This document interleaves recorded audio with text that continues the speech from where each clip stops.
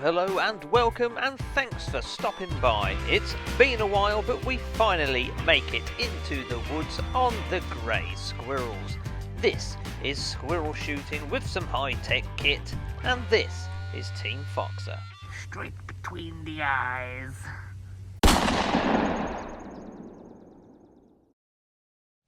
Well, hey guys, and welcome back to the channel. In today's episode we're squirrel shooting in a brand new location. So I've been feeding up this wood behind me now on the farm that I work for probably 2 months. There's been plenty of acorns and natural food for them to eat, but I've kept the feeder there, kept it topped up just so they get used to it as a staple food source. And the feed's now going down every single week, so it's about the right time now to shoot it. All the acorns have dropped, they've gone and buried them, so they've got some food source to sustain them through the winter.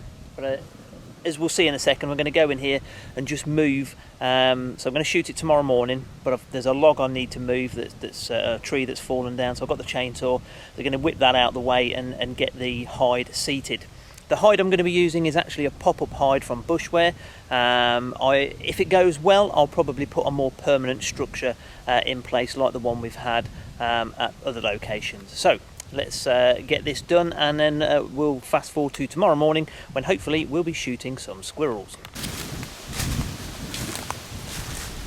This is where I want to sit. So I've got a bit of backdrop here. I've got all these twigs here to move off, and that tree there needs to come out, so we'll get that moved. Using a garden rake to remove the crunchy leaves and sticks from underfoot, I also removed the sticks and twigs that could impede view, keeping some back to put over the hide to allow it to blend in better to its surroundings. As it was relatively windy, I also tethered the hide to the trees either side.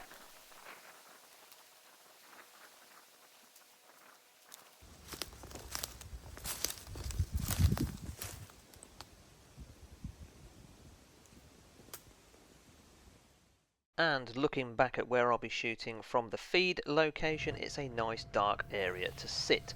The following morning before sunrise it was freezing cold, but this is often good for feeding stations, as after several weeks in place the squirrels should make a beeline for it because it provides an easy meal.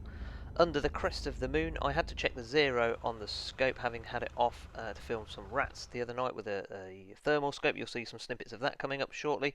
I also put a gun sock over the barrel and cylinder so that there were no shiny bits poking out.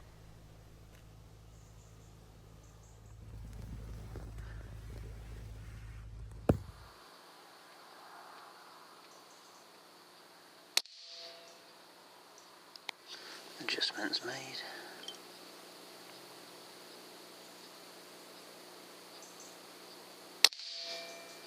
And that'll do.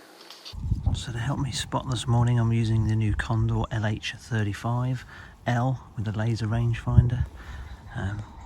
It's a fair way to that next wooden hedge over there, but even from here I can tell there's a muntjac walking along that hedge. Check this out. Yeah, so despite that being over 400 yards away, I could easily identify this muntjac using the CH35L Condor. Experience has taught me that even hide shooting a thermal spotter can prove invaluable, not just for spotting but for finding stuff, and in the Condor's case, accurate ranging.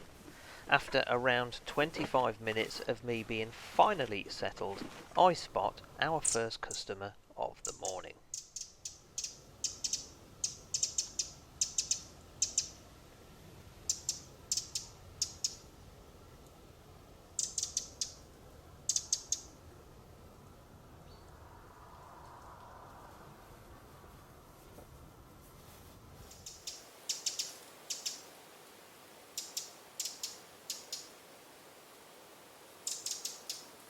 As I excitedly reach around the hide to start recording on multiple cameras, I think the first squirrel saw me and exited stage right. But, as is often the case, they travel in pairs, and its mate? Well, its mate was hungry. You have to ignore the timestamps on my kit, they haven't been changed for some time.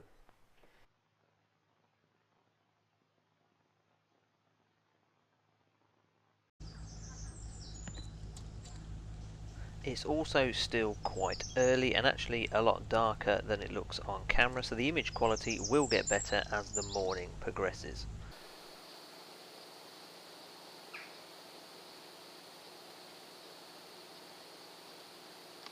This squirrel, seemingly very cautious and taking its time, maybe had some words of advice from his parting friend, as I patiently wait for the right moment. And that moment is now.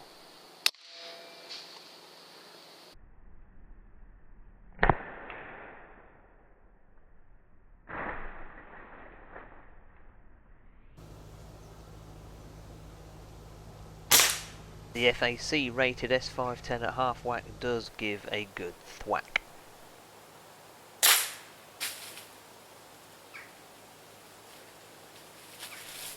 Just 2 minutes later, a very inquisitive and fairly fat-bellied squirrel comes down for a chew on my nuts.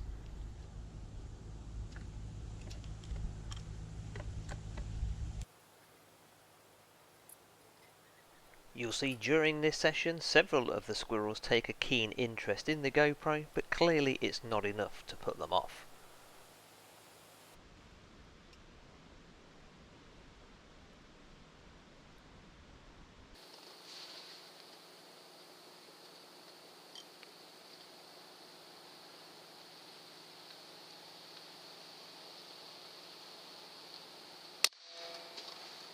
Close up and slowed right down, you can see just how much knockdown power that JSB .22 pellet has.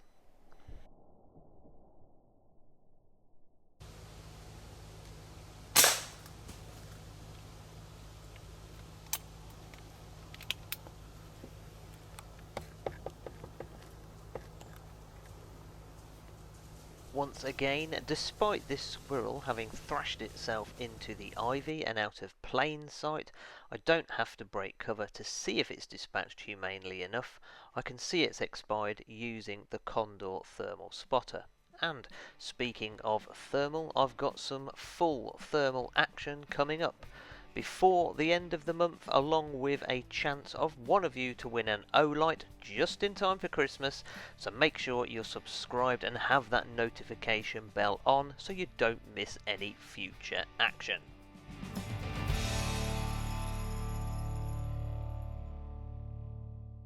Meanwhile, back in the hide,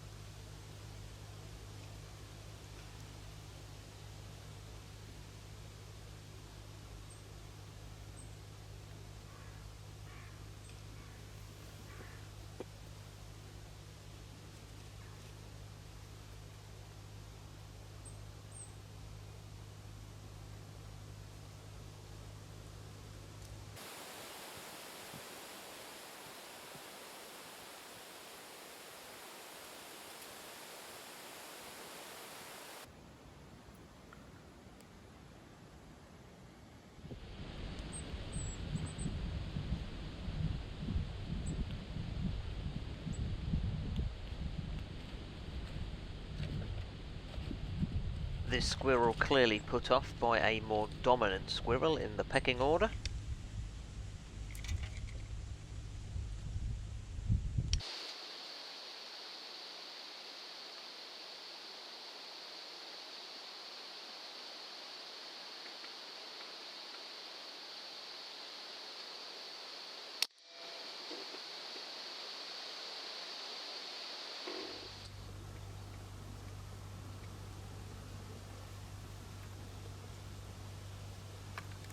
And the squirrel that ran away when that one just came to the feeder stayed there clinching his nut a mere 10 feet away. I tried to get my gun into position after zooming out on the camcorder, thinking I could take the shot there, but I guess the motion of me moving around in the hide so close to this squirrel was in just enough to put him off.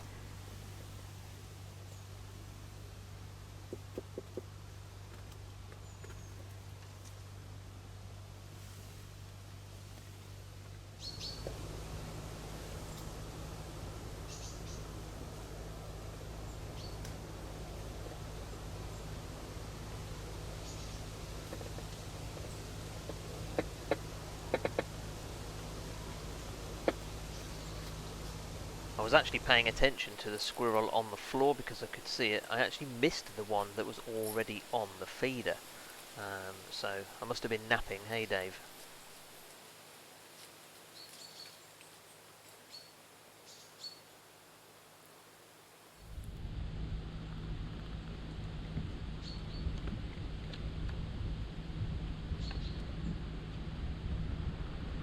As this squirrel barks to the one above it, I'm just going to pre-warn you, this next sequence of clips is not for the overly squeamish. You have been warned, but then again, I guess you probably shouldn't watch shooting videos, should you?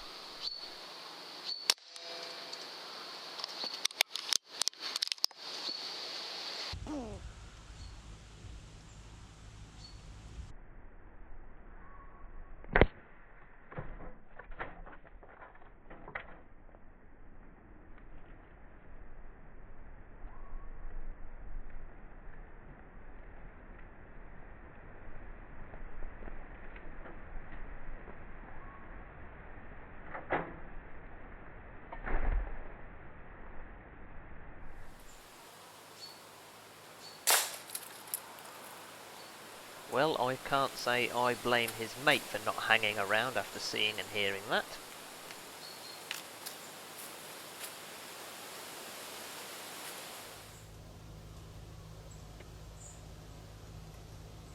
As calm and tranquility return to the woods, so the squirrels return to the feeder. Though once again I was probably napping, as this squirrel spent around 4 minutes in and around the feeder before I even noticed it was there.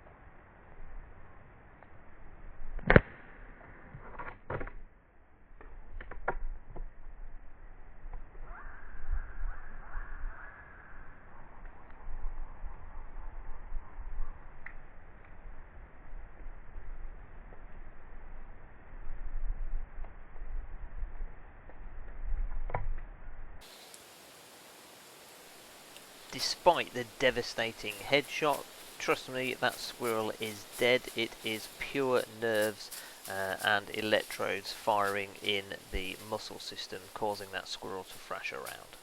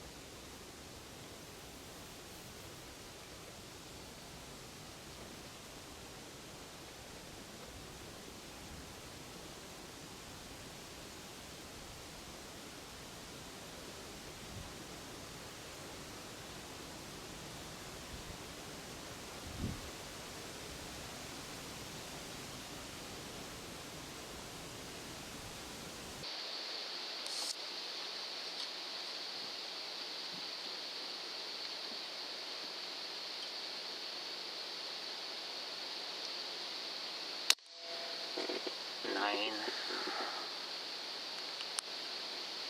Literally was just about to say it's home time. That'll do.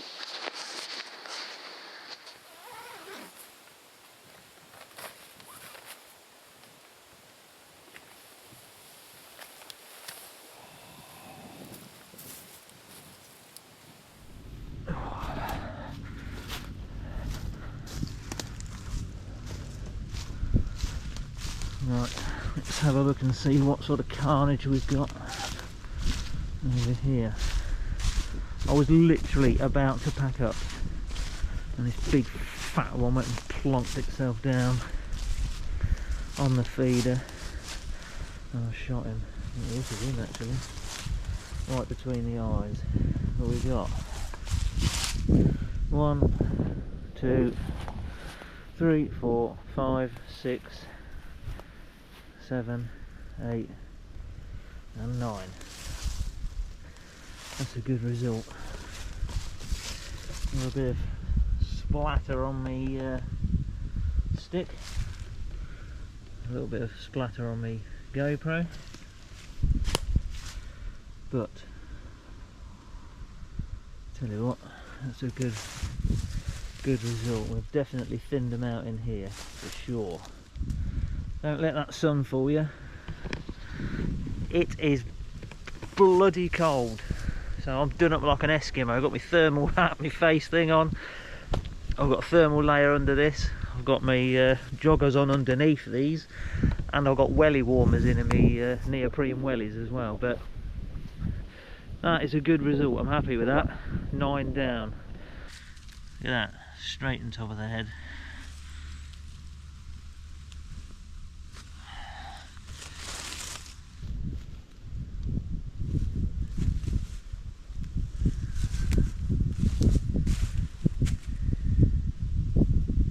Well guys, it's now lunchtime, so we bring this session to a close. We've got 9 grey squirrels on the deck, so that's a great result for this wood. The kit's performed flawlessly. The Air Arms S510, it is my absolute go-to rifle of choice and capable of just so much. Extremely stable platform using the Recon tripod system, and also very handy having the new Condor spotter with its built-in laser rangefinder. If something settles behind the feeder, wasn't the case today, but I was able to get accurate laser distances on various different points around the area here, so that if something settled behind the feeder, I knew how much holdover or how hold under, sorry, to be able to give it. So a real useful bit of kit to have as well. But I need to get on. Rick has very kindly given me his space on his duck syndicate for this evening, so I'll be going out and shooting a few duck later tonight, so I'm very much looking forward to that. If you liked this video and you want to see more content just like this, please, if you haven't already, do consider subscribing. For now though, take care, stay safe, and as always, happy shooting.